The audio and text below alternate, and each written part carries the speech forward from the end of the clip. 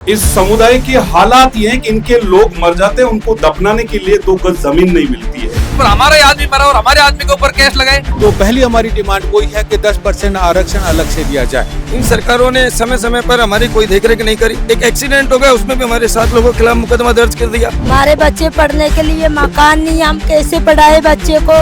तो बच्चे की पढ़ाई के ऊपर ध्यान दे या झुग्गी बनाने वापस ध्यान दे। नमस्कार, आप देख रहे हैं अपडेट इंडिया में, आपके साथ सोनू ढाका। अभी हम मौजूद हैं जयपुर के 22 गोदाम, जहां घुमंतु समाज है वो एक धरने पर बैठे हैं। सरकार से कुछ मांगे हैं, अब उन्हीं से जानेंगे कि क्या कुछ मांगे हैं सरकार से उनकी।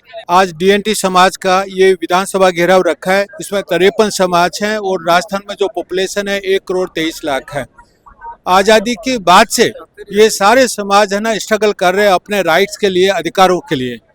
इसमें सारे हमने जो आज़ादी से लेकर के बाद में जितने भी समितियां बनी, जितने आयोग बने, सर्वोच्च न्यायालय बने, सब ने बोला है कि वे इन समाजों को विशेष सुविधाएं देना चाहिए। जैसे 10% जो आरक्षण है, ये सभी समाज आरक्षित कैटेगरी में हैं, लेकिन इनको सेपरेट आरक्षण विद इन आरक्षण वो दिया जाना चाहिए। तभी इनका डेवलपमेंट होगा, तभी प्रशासन और राजनीति में इनकी भागीदारी होगी। तो पहली हमारी डिमांड वही है कि 10% आरक्षण अलग से दिया जाए। सेम आरक्षण हमारी राजनीति में दिया जाए। जैसे अभी सरपंचों का चुनाव होने वाला है, तो 10%, क्योंकि हमारी population 15%, we are demanding only 10%, तो 10% हमें राजनीतिक आरक्षण दिया जाए। इसके अलावा ये घुमंतु जातियाँ क्या गाँव से बाहर रहती हैं या फिर वन भूमि में रहती हैं, गोचर भूमि में रहती हैं, तो इनके लिए घर, आवास और पट्टे की व्यवस्था होनी चाहिए। ऐसे करके हमने 10 मांग रखी है। हमने 1 साल से आंदोलन कर रहे हैं। पहले पाली, जोधपुर, जयपुर, भीलवाड़ा हमने आंदोलन किया और लास्ट में हमने बालराई, आपने देखा होगा बहुत बड़ा आंदोलन हुआ बालराई में, पाली में, और वहाँ पे कम से कम 50,000 लोग आए। उसके बाद सरकार वार्ता के लिए तैयार हुई। हमने वार्ताएँ की और वार्ता में सारी चीज़ें डिस्कस हुआ। ये भी डिस्कस हुआ कि बालराई में उन्होंने 78 जो केस लगाए थे वो सारे केस वापस लेंगे। लेकिन बड़े दुख की बात है कि सरकार ने अपना वादा तोड़ा, वादा खिलाफी की, डीएनटी समाज के साथ विश्वासघात किया और अभी 17 जनवरी को हमारे 9 आदमी उन्होंने गिरफ्तार कर लिए। इसके बाद हमने हाई कोर्ट में जाके उनको जमानत दिलवाई। आज फिर मैं बोल रहा हूँ, आज सुबह उन्होंने 3 आदमी फिर गिरफ्तार कर लिए। तो एक तरफ सरकार बोल रही है कि हम लोग बातचीत करेंगे और दूसरी तरफ दमन नीति अपना रखी सरकार ने। इस दमन नीति में बार बार हमारे लोगों को गिरफ्तार करना, उनको घरों से बेदखल करना और उनको घर तोड़ना, ये सारी जो ये नीति अपना रखी है। इसलिए आज हम लोग डिसाइड करने वाले हैं। मैं आपसे रिक्वेस्ट करूंगा कि जैसे कंक्लूजन में भी आप आएँ। आज हमें डिसाइड करना है कि हमारा आगे का रास्ता क्या होगा। मैं एक बात आपके माध्यम से बताना चाहता हूँ, डीएनटी समाज के ऊपर अंग्रेज काल में भी बहुत अत्याचार हुए थे और सेम गवर्नमेंट वही कर रही है जो अंग्रेजों ने किया। लेकिन इस लोकतंत्र में हम लोग डरने वाले नहीं हैं, घबराने वाले नहीं हैं। इसलिए इस बार हम लोग सब निकले हैं आर पार की लड़ाई के लिए। चाहे हमारे साथ कुछ भी हो, जेल भरो, आप है ना उनको कोर्ट में खींचो, आप उनके घर तोड़ो, लेकिन इस बार हम हक और अधिकार लेके रहेंगे, छोड़ेंगे नहीं किसी भी कीमत।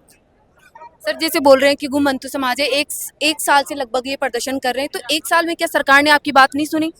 सरकार ने एक बार बात करी थी, लेकिन बात करके अपने वादे से मुकर गई और वादे से, इसलिए ही समाज डीएनटी समाज में आक्रोश है। तो हम ये चाहते हैं बाबा अम्बेडकर का जो संविधान बनाया हुआ है ना, उसके अनुरूप सबको हक और अधिकार लेने का अधिकार है भारत में सभी को। तो हम तो हमारे हक अधिकार लड़े और ये डीएनटी समाज अब एकजुट हो चुका है और अपना हक और अधिकार लेकर रहेगा।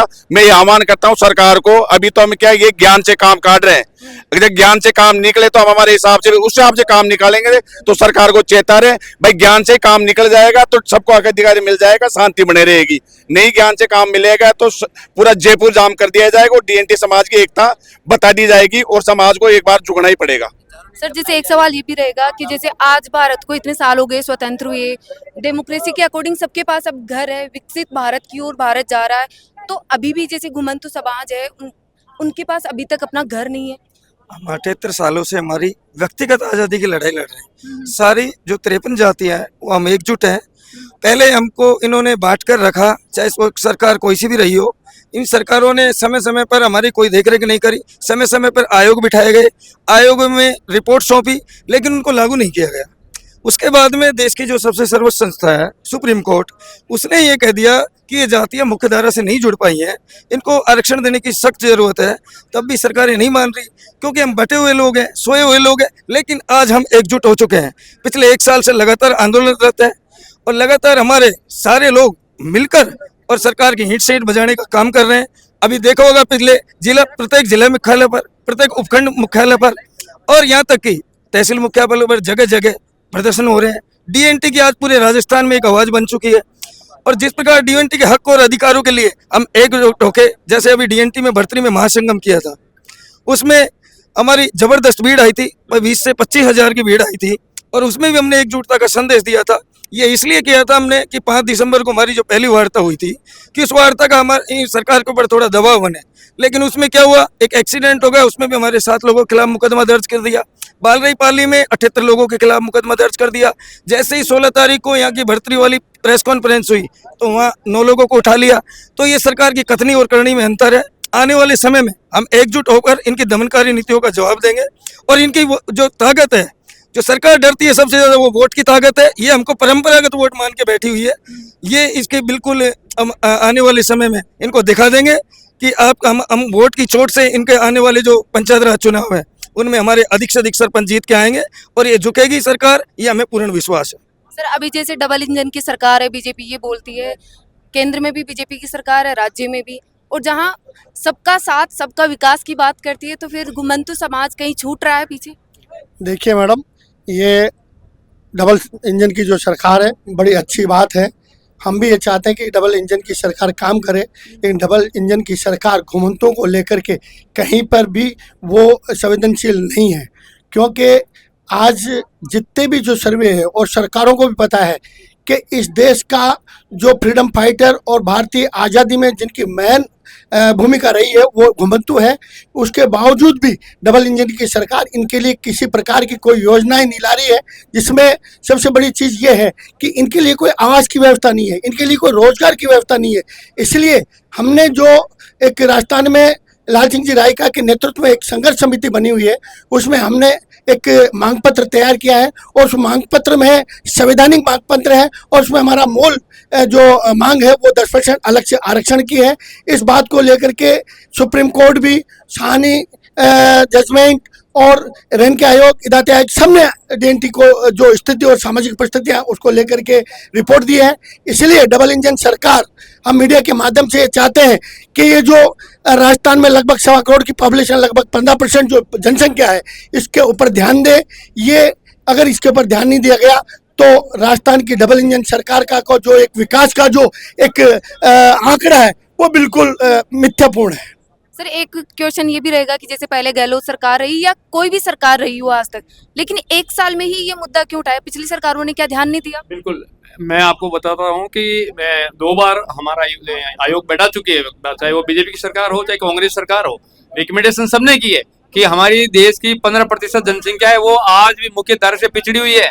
हम एक तरफ पूरे विश्व को ज्ञान दे रहे हैं कि विकसित भारत हो रहा है, लेकिन आज भी हमारी 15% जनसंख्या जो दर दर की ठोकरें खा रही है। आज उनके पास आवासीय पट्टे नहीं है, आज उनका कोई राजनीति में प्रतिनिधित्व नहीं है। और जब सरकार से सुप्रीम कोर्ट ने पूछा कि आपने इनको अधिकार क्यों नहीं दिया, इनका विकास क्यों नहीं हुआ, तो सरकार का क्या सीधा सा जवाब था कि आज तक हमारे पास कोई ऐसा मांगने के लिए आया नहीं। अब हम 2 साल से ये हमारा आदरणीय श्री लाल सिंह जी के नेतृत्व में डीएनटी के हक और अधिकार की लड़ाई लड़ रहे हैं, लेकिन आज भी हमें कोई उचित न्याय आज तक नहीं मिला है। उल्टा हमारे ऊपर दमनकारी नीति अपनाई जा रही है। हमारे 78 दिनों दिन हमारे ऊपर केस दर्ज किए जा रहे हैं। हमारा आंदोलन बालरई में हुआ, वहाँ 78 मुकदमे दर्ज हुए। हमारा आंदोलन भड़तरी में हुआ, वहाँ 7 लोगों के ऊपर हमारा ही आदमी मरा और हमारे आदमी के ऊपर केस लगाए। आज सुबह 2 आदमियों को आज गिरफ्तार किया है। तो चाहे सरकार कुछ भी कर ले, हमारी सरकार को सख्त चेतावनी है कि चाहे आप कुछ भी करना, लेकिन हम हमारा हक और अधिकार लेके रहेंगे। सर कल राजस्थान सरकार का बजट भी पेश होने वाला है, तो क्या घुमंतु समाज जो आपके लिए कुछ आने वाला है उसमें आशा है आपको? हम लाल सिंह जी के नेतृत्व में डीएनटी का संघर्ष समिति के साथ काम कर रहे हैं और हम इनके नेतृत्व में जो मांगे रखी है उसको पूर्ण करने की सरकार से पुरजोर मांग करते हैं और सरकार से बजट में भी मांग करते हैं कि डीएनटी के लिए एक स्पेशल करोड़ों रुपए का बजट किया जाए, जिनसे उनको छत मिले, उनको रहने के लिए मिले, उनके बच्चों को पढ़ाई के लिए मिले और उनको शैक्षणिक सुविधाओं में आगे बढ़ाया जाए, संस्कारी ली जाए। हम लाल सिंह जी के नेतृत्व में काम कर रहे हैं, मिरासी समुदाय से आ रहे हैं और विभिन्न जिलों के लोग यहाँ आकर के बाड़मेर से भी आए हैं, जैसलमेर से भी आए हैं, फलौदी से भी आए हैं और आगे आए। सर इतने सालों से हर साल बजट पेश होता है, तो क्या इन सालों में आपके लिए कुछ सरकार कुछ लेकर आई, और कल जो बजट पेश होने वाला है क्या कुछ उम्मीदें हैं उससे? देखिए, ये सरकार की दमनखोरी नीति है। इस देश का दबा कुचला समाज दो टाइम की रोटी के लिए दो जोड़ी कपड़े के लिए, इस समुदाय के हालात ये हैं कि इनके लोग मर जाते हैं, उनको दफनाने के लिए 2 गज जमीन नहीं मिलती है, और ये राइट पे मांग कर रहा है, अपने मौलिक अधिकारों के लिए ये आंदोलन हो रहा है। अगले 1 साल से हमने राजस्थान के सभी जिलों में प्रोटेस्ट किया है, संबंधित सब कलेक्टरों को माननीय मुख्यमंत्री जी के नाम पे हमने ज्ञापन दिया है। सरकार ने के कान तक जूं तक नहीं चली। उसके बाद हमने पाली में, बालरई में आंदोलन किया, मेन रोड से 800 मीटर दूर परमिशन लेके हम टेंट लगा के बैठे थे। उसके बाद पुलिस ने खुद ने पत्थरवार किया, पुलिस ने लाठीचार्ज किया, पुलिस ने आंसू गैस के गोले छोड़े, भीड़ छितर-बितर हुई। जब प्रोटेस्ट चल रहा था तो बात केवल हल से, देखिए कितनी चालाकी है। जब से यह आंदोलन लागू हुआ है तब से हमारे साथ राजस्थान की सरकार की दमनखोरी नीतियां यह हमारे साथ चाल चल रही है। इधर हमें वार्ता पे ले जाते हैं, इधर पीछे से आंसू गैस के गोले ठोके जाते हैं। देखिए, इधर सरकार 2 महीने का टाइम लेती है, 9 लोगों को 8-8 गाड़ियां व्यक्तियों के घर पे जाके, जैसे कोई हार्डकोर मुलजिम हो और बड़ा अपराधी मुलजिम हो, जैसे कोई बांग्लादेशी और पाकिस्तान से आया हुआ, ऐसे जाके रेड मारकर सुबह 4 बजे घरों से उठाया जाता है और लोगों को जेल भेज दिया जाता है। संबंधी एसपी सेशन से लगाकर वहां तक पूरी पैरवाई करता है, उनकी खारिज करवाने की कोशिश करता है। राजकार्य की वादा, सरकारी संपत्ति में नुकसान। अरे भाई, हमने कौन सी गाड़ी डाली? रोड पे बैठे तो पुलिस बैठी, हम किसी रोड पे नहीं बैठे। डाइवर्ट किया वो तो भास्कर की खबर है, डाइवर्ट किया तो प्रशासन ने डाइवर्ट किया, पुलिस ने डाइवर्ट रोड किया। हमने, और जो हमने लिखित में लेटर दिया, हमने कहा है कि यह हमारा धर्म स्थल है, हमारी डीएनटी घुमंतु विमुक्त जातियां 10% मांगों को लेके, 10% आरक्षण को लेके, हमारे बच्चों के रोजगार के लिए, हमारे फ्यूचर के लिए। अरे भाई, सुप्रीम कोर्ट ने, रेन के आयोग ने, इदात आयोग ने, इस देश की सबसे बड़ी जो न्यायपालिका है, सुप्रीम कोर्ट ने जिस वर्ग के लिए ऑर्डर कर दिया हो कि इन जातियों की वीक पोजीशन है और इन जातियों को सब कोटा होना चाहिए, बेकायदा ड्राफ्ट में लिखा है। ये 32 जातियां हैं, राजस्थान की लिस्ट में रिकॉर्डेड 32 जातियां हैं, उसमें 24 जातियां तो ओबीसी वर्ग की हैं, 8 जातियां एससी वर्ग की है। आंध्र प्रदेश सरकार की तरफ पे हम लोगों ने यह आरक्षण मांगा है। हमने कह दिया कि सरकार छावनी क्या करे, हमें जिंदा मार दे, सिर पर गोली लगा दे। आज तीनों को गिरफ्तार किया है। 1 लाख लोग, 5 लाख लोग एक ग्राउंड में आके खड़े रहेंगे। राजस्थान तुम्हारी जेलें है ना, जेल में भरने का टाइम नहीं मिलेगा। ये वही घुमंतु चाहती है जो ब्रिटिश हुकूमत जैसे लोगों को और अंग्रेजों को चने चबाया, और गुरेला युद्ध का आज भी देखा जाए ना तो इस घुमंतु जातियों ने लड़ा। हम डरने वाले नहीं है, हम लोग तो कड़ाके की ठंड में, इस धूप में और प्रति बारिश के अंदर हम पके पकाए लोग हैं। अरे जेल में तो तुम्हारा दम घुटता है, हमारा दम नहीं घुटता है। हम तो खरी के मेहनत की करके आज भी फुटपाथ के पद पर जाओ, अर्धनंगों में हमारे लोग मिलेंगे, बड़े ब्रिज के नीचे हमारे लोग मिलेंगे। आपने हमें दिया क्या है? देश आजादी के बाद 1 साल का 6000 करोड़ राजस्थान सरकार को हमारी डीएनटी जातियां पे करती है। राजस्थान में 2011 का आंकड़ा है, 2011 का आंकड़ा है। 1 करोड़ 23 लाख की आबादी इस देश में निवास करती है। हम भी कपड़ा खरीदते हैं, हम भी पेट्रोल खरीदते हैं, हम भी बीड़ी खरीदते हैं। हमारा जो आदमी मर जाता है उसके लिए हम भी कपन लाते हैं। और ये जो चाहे डबल इंजन की सरकार है, ऊपर से नीचे लगाकर आपने टैक्स चालू कर रखा है, और उसमें सबसे ज्यादा मार हो रही है तो आम आदमी और गरीब पे हो रहे हैं, और दबे कुचलो लोगों पे हो रहा है। अभी हम 3 बजे तक का टाइम है, सरकार को मैं और पुनः कह रहा हूं कि जितनी भी छावनी करना कर देना, 3 बजे के बाद विधानसभा के लिए हम लोग कुछ करेंगे और चुप बैठने वाले नहीं है। आपके जितने भी डंडे हैं, आपके जितने भी आंसू गैस के गोले हैं, आपको जितना भी हमारे वतन पर छोड़ना आप छोड़ देना, हम चुप नहीं बैठेंगे, हम विधानसभा के लिए जाएंगे। आज देखिए कितनी बड़ी दमन नीति है। इधर तो हमारे साथ वार्ता हो रही है, आज हमारा बड़ा प्रोटेक्ट है, और आज हमारे 3 लोगों को, हमारे 3 भाइयों को सुबह 4 बजे जाके पुलिस ने उठा दिया है। ये कितनी बड़ी दमन नीति पूरा का पूरा। और मैं ये डीएनटी जाति के सभी लोगों को ये कहना चाहता हूं, नौजवान साथियों को ये कहना चाहता हूं कि ये आवाज को और आपके आंदोलन को ये कुचलने का काम कर रहे हैं। आप लोग जो डर गए तो कभी भी आपका लाल सिंह जैसा व्यक्ति आपके बीच में नहीं आएगा। हमें चाहे जेल में डाले, जिंदे जिद मार दे, जब तक हक नहीं मिलेगा, जब तक हम चुप बैठने वाले नहीं। मेरा नाम रतननाथ कालबेलिया, घुमंतु विमुक्त जाति परिषद प्रदेश अध्यक्ष, राजस्थान, भीलवाड़ा। महिलाएं भी बैठे हैं, अपने बच्चों को लेकर साथ में यहाँ बैठी हैं। आप अपने बच्चों को साथ में लेकर आइए। कहाँ से आई आज? आज हम कोई सूरजपुरा से, गांव हमारा सूरजपुरा है, जिला हमारा अजमेर है, तहसील सरवाड़ है, वहाँ से आए हैं।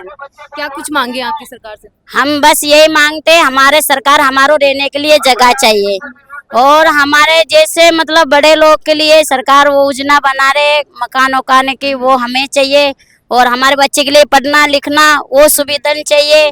सब कुछ मतलब जैसे वो बड़े लोग सोचते उस तरह हम भी सोचते। हम भी हमारा ये वो जग नहीं जो हम भीख मांगे ये करें, हम भी यही सोचते भाई हमारे बच्चे पढ़े लिखे, अच्छे मकान वकान हो। अब मकान तो है ही नहीं, हम झुग्गियों के अंदर रहते हैं, तो लोग बाग क्या बोलते हैं, ये गरीब लोग ऐसे रहते हैं, पढ़ाते नहीं लिखाते नहीं, तो कैसे करेंगे हम।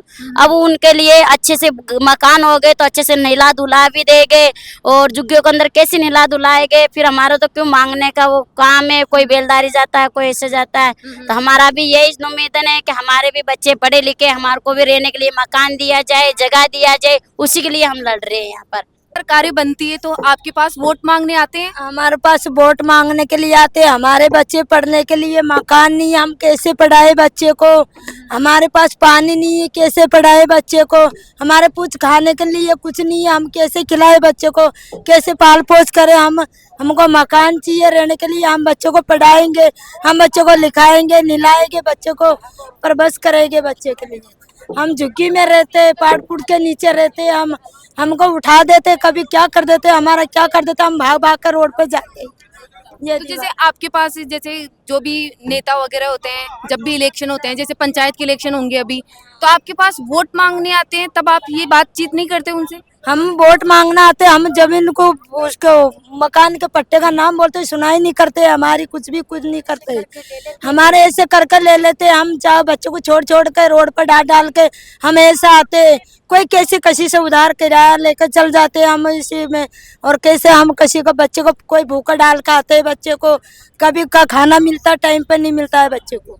आज जैसे हमारे पास सब सुविधाएं होती है, हम अच्छे कपड़ों में रहते हैं, अच्छी स्कूल में हमने पढ़े हैं, और आज भी आपके समाज में आज भी हम जैसे देख रहे हैं कि रहने के लिए और पीने के लिए, पानी के लिए, रोटी के लिए लड़ाई हो रही है। इतने साल हो गए आज़ादी के बाद, फिर भी आज़ादी नहीं मिल रही है हमारे को, फिर भी सरकार सुविधा नहीं कर रही है। हमारी बच्चे को पढ़ाना लिखाना, मकान जैसे नहीं मिल रहा है, बच्चों को पानी तक नहीं मिल रहा है हमारे को। जब भी सरकार को बोलती है, जब भी सरकार सुने ही नहीं करता है। वोट के बारे में आते, वोट वो लेते हैं, वोट के बना देंगे, हम बना देंगे, यूँ करके वोट भी डला देते, फिर भी हमारी कोई सुने ही नहीं करता है, कोई सरकार हमारी व्यवस्था नहीं कर रही है। अभी राजस्थान में यहाँ पंचायत के इलेक्शन है, सरपंचों के पंचों के, तो क्या कहना चाहोगे सरकार को? बोल रहे भाई हमारी सहायता करो, बच्चों को लिखाएंगे पढ़ाएंगे, हम फाट फूट पे पड़े रहेंगे, बड़े लोग जैसे हम भी बनना चाहते, हम भी बच्चों को पढ़ाएंगे लिखाएंगे, फिर भी हमारी कोई सुने नहीं करते, इसलिए हम लड़े के चल रहे हैं। मेरी बच्ची पढ़ने के लिए जाती है, तो अचानक अभी 1 साल पहले ही मैंने स्कूल में डाल रखा था सरकारी के अंदर, तो लड़की फिर बाद में पढ़ने ले जा रहे थे, यहाँ पर आए और झुग्गियाँ तोड़ दी, तो वापस मेरी बच्ची की पढ़ाई खत्म हो गई। मतलब जैसे अब झुग्गियाँ तोड़ दी तो बच्चे की पढ़ाई के ऊपर ध्यान दे या झुग्गी बनाने वापस ध्यान दे। तो बोल रहे थे लोग बाग के यहाँ से हटो, तो कम से कम 1 महीना तक लग गया हमारे को इधर उधर होते हुए। फिर मैडम के पास वापस गए, बोला मैडम ने बोला क्या तुम ऐसे ही है, फिर बाद में वहां से छुट्टी कर दी मेरी लड़की की, फिर से स्कूल में डाला, फिर से झुग्गियां टूट जाती, तो हम बच्चों को कैसे पढ़ा पाएंगे। अब हमारे रहने के लिए अगर सुविधा नहीं रहेगी तो हम कैसे पढ़ा पाएंगे। अब वापिस बच्चों को स्कूल में डालते, कुछ अच्छे हम अच्छे हमारा अच्छे संस्कार, हम अच्छे सोचते, तो फिर बाद में अच्छी झुग्गियां बनाते, वापिस फिर तोड़ देते, फिर वापिस टूट जाते हमारी उम्मीदें। जैसे उम्मीदें जागते फिर टूट जाती उम्मीदें। अभी जैसे इलेक्शन है पंचों के, सरपंचों के, तो सरकार को क्या कहना चाहेंगे, अपने वोट किसको देंगे आप? सरकार को तो हम तो वही देंगे वो जो हमारे लिए सहायता करेगा, उसी के लिए वोट देंगे। हमने साल से नहीं रह रहे मैडम, हमको 40 साल हो गए यहाँ रहते हुए। हमको आते हमारे ताम तुबड़े उठा उठा के ले जाते हैं नगर निगम वाले, हमको रहने के लिए बोलते हैं तुम्हारी झुग्गियां खाली करो। हम कहाँ जाएंगे झुग्गियां खाली करके, कहाँ जाएंगे हम थोड़ा थोड़ा भीख मांग के खा लेते हैं, हम बेलदारी करके खाते, हम कहाँ जाएंगे। हम वोट देने के लिए ऐसे थोड़ी कहते हम वोट नहीं देते, जो होता जो हम वोट देते। हम यूं नहीं के बगैर वोट वाले, हम बगैर वोट वाले नहीं है, राजस्थान के ही रहने वाले। हमको जमीन जगह नहीं देते, ये मिलती नहीं है।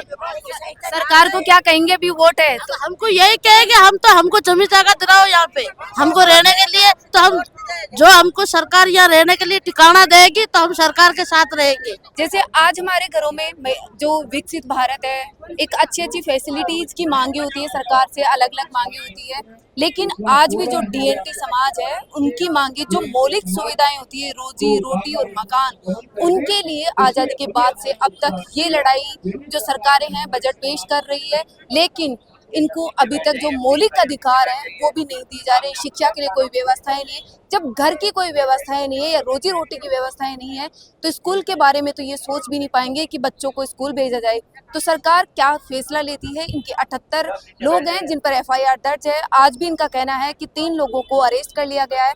तो सरकार क्या कुछ फैसला करती है। ऐसी अपडेट्स के लिए देखते रहिए अपडेट इंडिया। मेरे सहयोगी कृपा के साथ में सोनू डाका, जयपुर।